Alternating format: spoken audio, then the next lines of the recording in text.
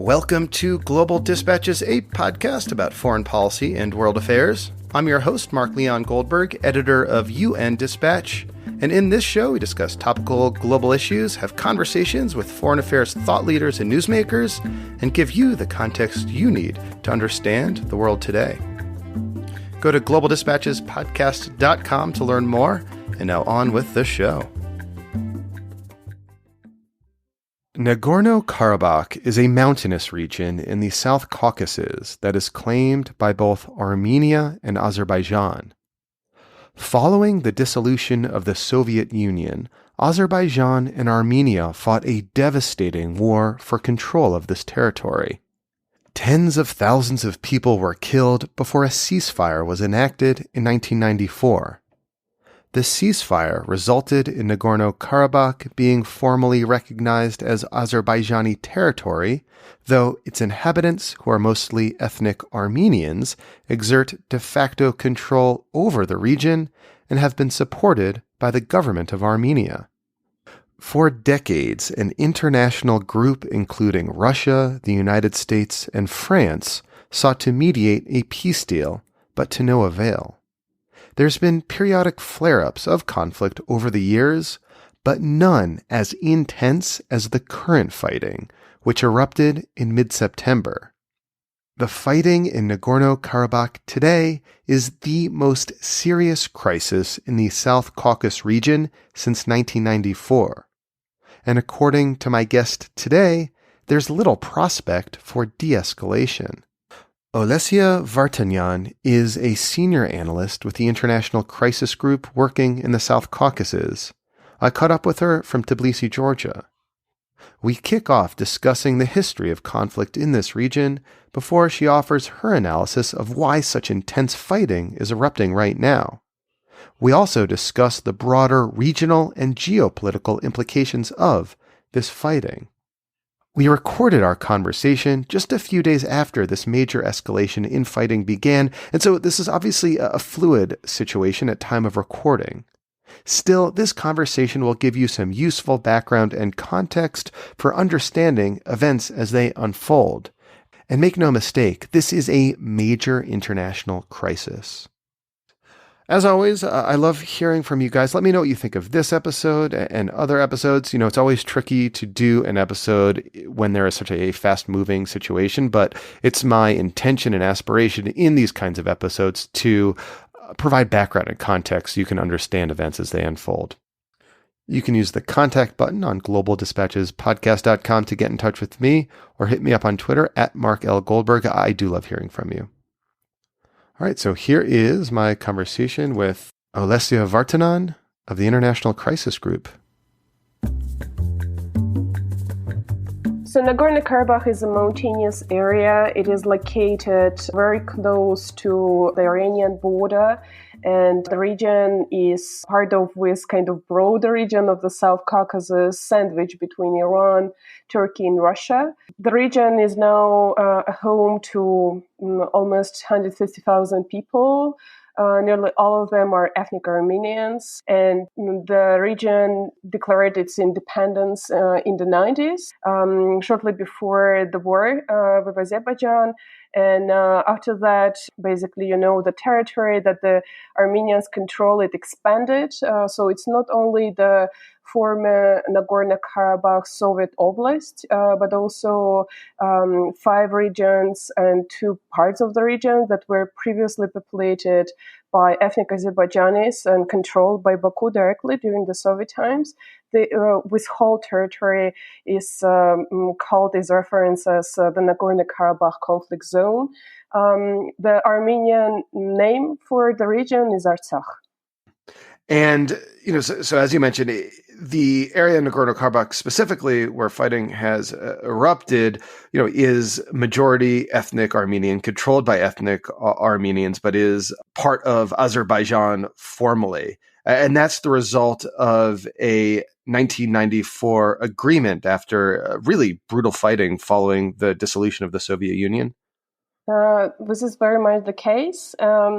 So the region is self-governed. It keeps very close contact with Armenia, politically, economically, militarily. That the region mainly, has its own economy. It has its finances and everything related to that. I mean, they have their election, they elect their leadership. The leadership of Nagorno-Karabakh used to have their role in the peace process. They lost their seat at the table in the second half of the 90s. There are different versions why it happened, but I mean, it's obvious that it's one of the problems, and Armenia made several attempts since then, to return them to the table. But for obvious reasons, again, I mean, Azerbaijan was always against that. These are negotiations, we should say, that are largely overseen by Russia and France and the United States. Is that right? Under the auspices of the OSCE? Yeah, OSCE means group co-chairs. So you have a list of with co-chairing countries, because there is also a Minsk group, and it has many more countries. Countries there. But I just wanted to mention, I don't know if this is of any interest to your audience, but just like for general background, they may want to know that Nagorno-Karabakh is not recognized by any UN member country, including Armenia itself. Some de facto states like Abkhazia, South Ossetia, they recognized Nagorno-Karabakh, and there were some resolutions adopted by several U.S. states in support to Nagorno-Karabakh. Yeah, which is, a consequence of the sort of Armenian lobby, which is, an active political lobby here in the United States, likely. And the support that comes from those who think that the Nagorno-Karabakh Republic or the de facto entity should definitely have its say and its role, and definitely deserve independence.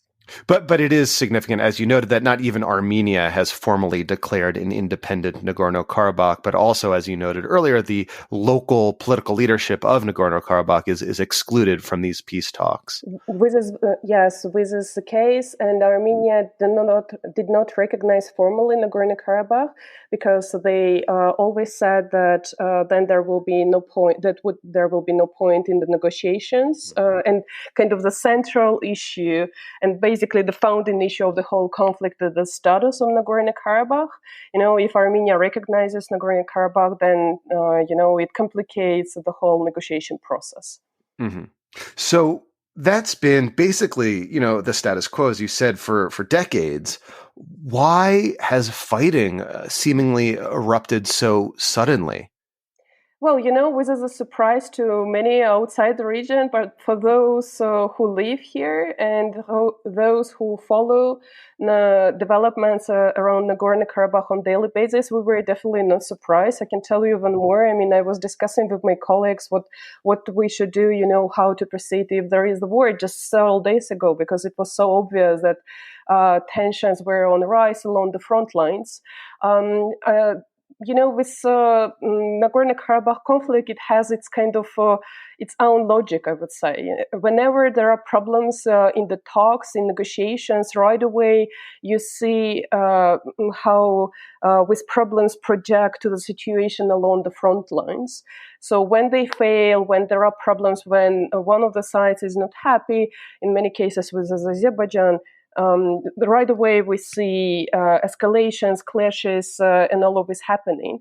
The current fighting is definitely of the largest scale than anything we have seen since the war in 90s. The attack started along the whole front line. It was very well prepared and coordinated with heavy weaponry, helicopters, drones, infantry, and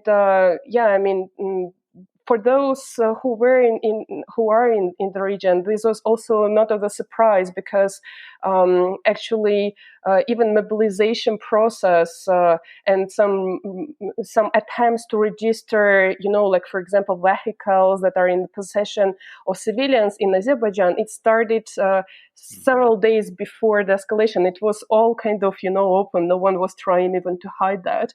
And so just to be clear, it was Azerbaijan in this instant that sparked this new round of conflict. Baku definitely denies this, and they try to make with one of these issues that is disputed. But all the information that we received that morning, video, photo information, and I'm not talking about what the sites were talking. I'm not talking about officials. All that information made it clear that that was an attack coming from Azerbaijan. And why? Like, what was the proximate reason, as best you can deduce, of why Azerbaijan mounted this attack? Yeah, I started telling this and then I kind of left it out. But look, this negotiation process mediated by the OSCE Minsk Group co-chairs, it has been in a very deep deadlock for more than a decade. And there were attempts, to make new proposals, and especially after the change to the leadership in Armenia, there was some hope that maybe the sides can make use of this moment so that they reset the whole kind of process that was completely in deadlock without any kind of light in the end of the tunnel. Unfortunately, this did not happen.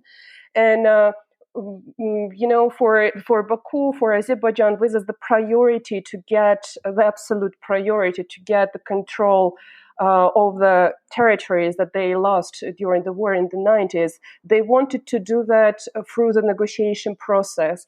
The talks failed, so now they see the only option is the war.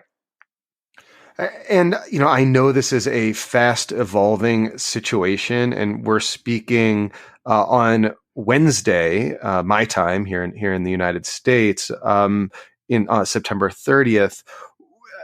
Just can you explain what has transpired on the ground in terms of the fighting? Every day we see more and intense fighting going on in different sections of with 200 kilometers of front line.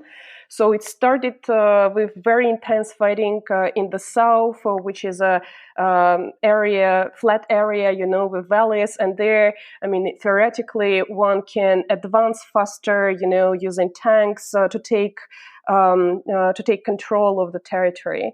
The next day, we saw fighting, very intense fighting happening at the other end of the front line.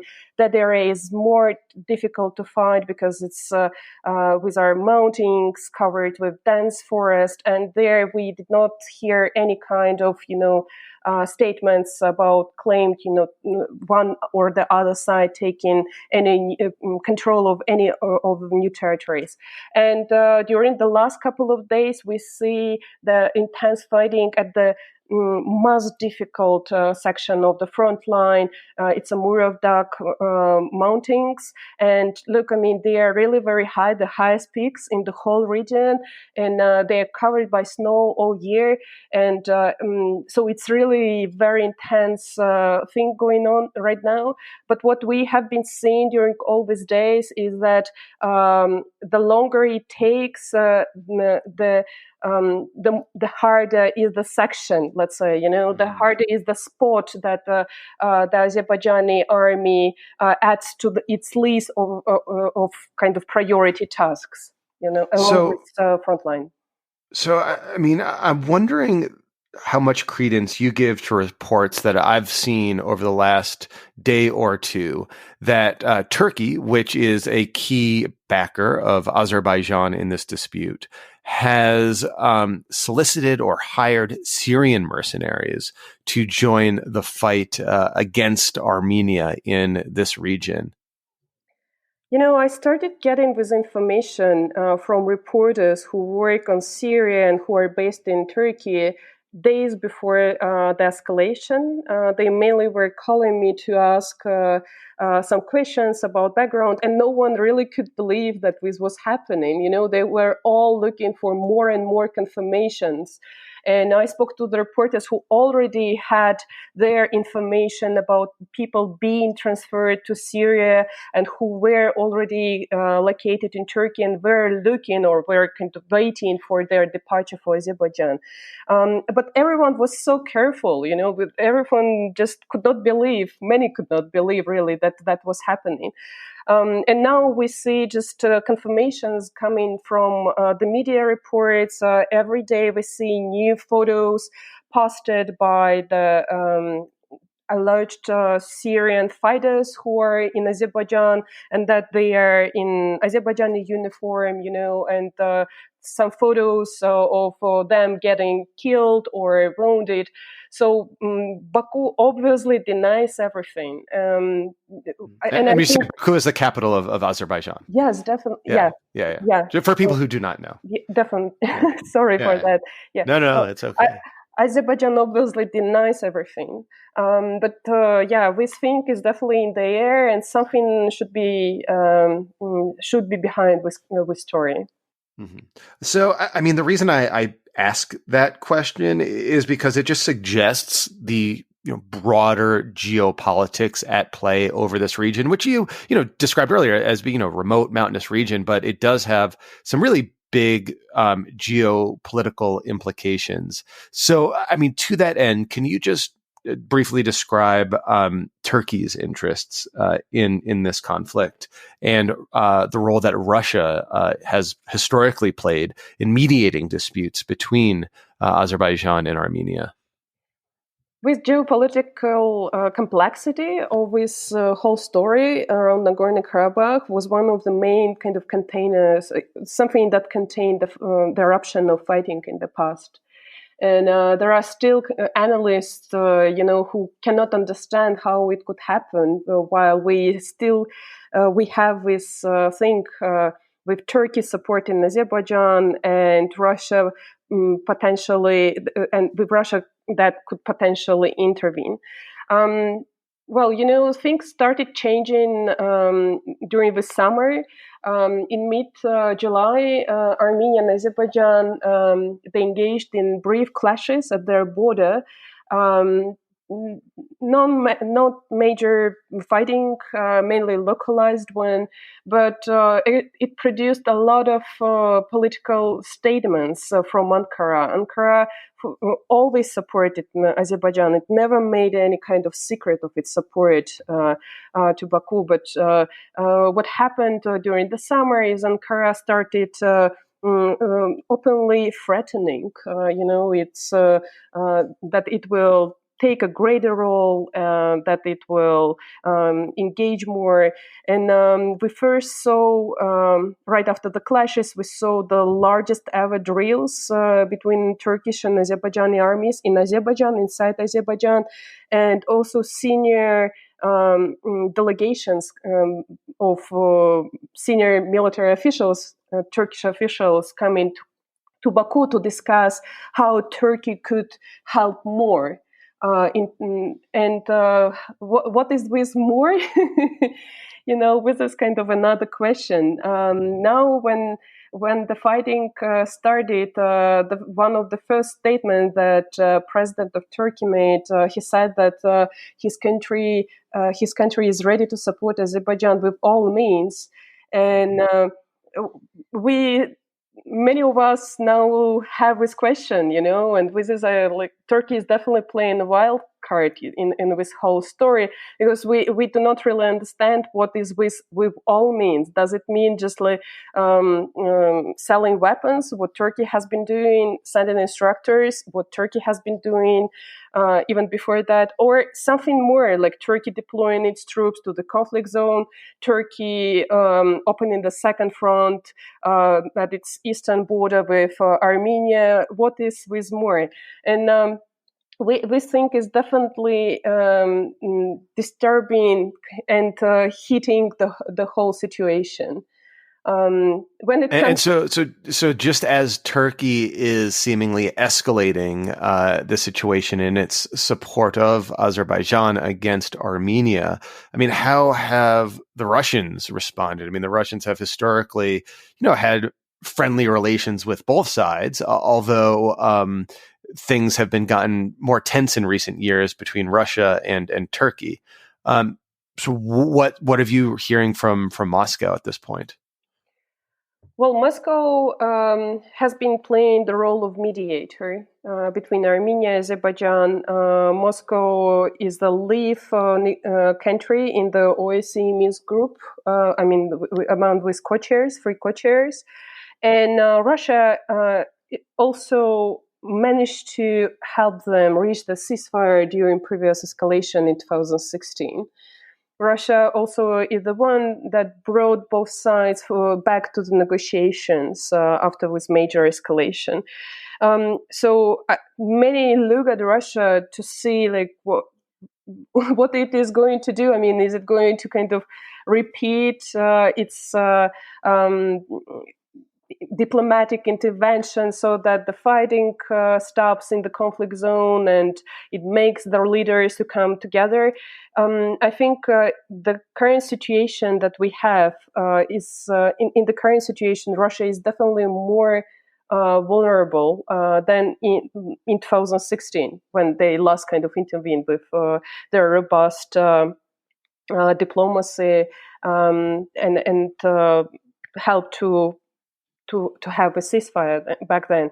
And the main thing is that, if Russia has to take one of the sides, let's say it starts supporting only Armenia, then that means that Russia's presence and Russia's influence in the South Caucasus goes down because it is going to lose friendly relationship with a country, with Azerbaijan, which has the biggest economy, biggest population in the South Caucasus. It's really very important country for Russia, and not just because the South Caucasus, but even kind of a broader region, the Caspian Sea, and many other things.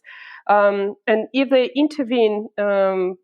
They have called for the ceasefire already. They called on the sides to return to the talks. We haven't seen a single call of the president of Russia to his counterpart in Azerbaijan. And I think one of the main reasons for that is just because he does not have anything to propose instead of with fighting. If years ago Russians still could tell to Azerbaijan that, okay, guys, it's time to stop, and you can actually have a chance. We promise you will get your territories back through talks. Right now, this is not the case, just because of the many years of failures and with continuous deadlock in the talks. Just Russians have very little to propose. And so it seems that the situation you're describing right now is one that is not likely to de-escalate because the key player here, as you said, Russia just doesn't apparently have the wherewithal or means to sort of impose de-escalation among the parties. Is that like a fair characterization? I think so, and the current situation definitely has more potential to actually turn into a bigger war rather than finishing anytime soon. The main reason for that, I believe, is actually the stance of the Armenian side, because so far what we saw is that the Armenian troops, they have been only on defense, so they were defending their positions only. We did not see any attempts from their side to make an advance deeper into Azerbaijani territory. They also seem to be very careful not to launch any kind of big attacks at the areas with a civilian population. And actually on the Azerbaijani side, Azerbaijan is much more vulnerable in that sense, because there are around 300,000 people living within 15 kilometers from the front line on the Azerbaijani side. And in some places, the Azerbaijani villages are located so close to the Armenian position. When you stand there, you just can hear kids playing, So there is so Armenians, what we have been observing so far, maybe while we even, while we're talking, something is changing. But what we have been observing so far is that Armenians did not really make use of some of the cards that they have, including, from point of view of taking advantage of the situation. And probably one of the main reasons for that is because they still are able to sustain the control of most of the positions along the front line, and they don't feel that it's a critical situation when they have, to use tools like this. I think one of the major threats in this current situation, especially we are to see civilian casualties, and no matter on the Armenian or on the Azerbaijani side. And look, there were attacks at the Armenian civilian areas with civilian casualties and all of that, including in the areas which are very far from the front line, just for clarity.